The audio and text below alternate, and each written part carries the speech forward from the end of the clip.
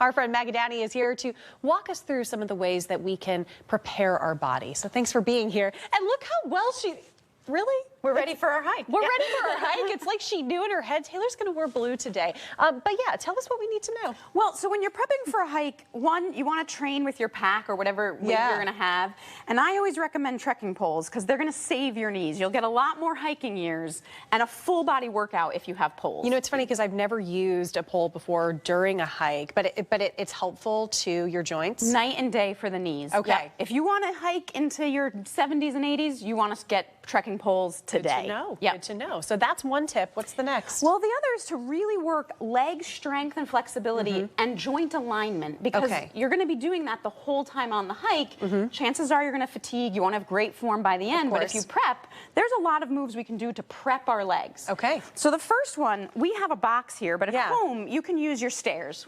2 steps is probably the sweet spot. But what we're going to do is step up with 1 foot. Okay. And then we're going to bring our other leg up. So you're going to be working as if you're going up the mountain. And we'll be taking our heels off for this because as confident as I am in myself, I'm not that confident. So walk up. Although if anyone could hike in heels, I'm pretty sure. I think it would be me, yeah. So when you step up, you're going to squeeze your glute and go up. You're trying to go straight up, less forward. Because on a mountain, you're going more upward than forward. Sure. So up and squeeze that glute. Up and squeeze. And of course, we do both sides. Yep. But then you're going to go, like you're coming down, you're going to try to tap your heel in front. All right, getting a little fancy there. So tap the heel. Yep. So we're working balance, quad strength. I mean, I feel that already. Oh my goodness. It's a lot of work. But this is what we do the whole way down the mountain. So if you don't have this strength, that's very true. That's when you're going to get injured. You see that leg shaking? It's like she knew I wasn't prepared. Okay, so that's one stretch. That's one. If we want to talk about keeping our ankles ready and prepared for a hike. Yes, that is key. We can use our poles here for balance, but we're going to come up onto the ball of 1 foot. So you're just going to rise up and down. Rise up and down, and you're taking your time. But do you see already the balance play that you have? Yeah, I have none at the moment, so we'll try the other ankle and see if that's a little bit better. But you can compare sides and see, because we all have a dominant leg. So you have a leg. It is my right leg. Yeah.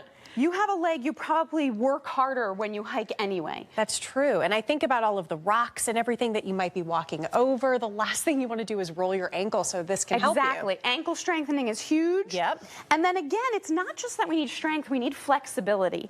So we're going to do an around-the-clock lunge. 1 leg will stay static. Okay. You're going to bend that knee and reach for 12 o'clock.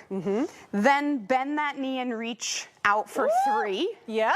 Then bend behind and reach for 6. Okay. Then we're going to cross behind and go as far as you can. Oh, and so we're doing that feels nice. Yeah, you feel the stretch within the work. Yeah. And you'd go around, you do 10 sets of those. And you can work forward, you can work backward. Very helpful, although there's nothing in my pack today. I think it's very helpful. There is. There's actually so much weight here. But that can be really useful too, because you don't want to do all this prep work and then have an entire backpack full of goodies, and it's going to be shocking. Yes. And then a key thing, so you've got a day pack, I've got like an overnight pack. Yes. You want to make sure that pack is on your hips, not predominantly on your shoulders. Okay. Which is why it's so important that your legs are strong. Yep. Any other tips that you might have for folks who are going out for the first time? Well, it's going to be a cardiovascular shock. So training some cardiovascular is always good. Core work, we don't think of that with hiking, but holding planks will help you get ready as well. All right, Maggie Downey, always helping us, whether we're out on the trails, moving in any parts of our life. We really appreciate your time and for the gear. I love this. I just want to keep this on for the rest of the show.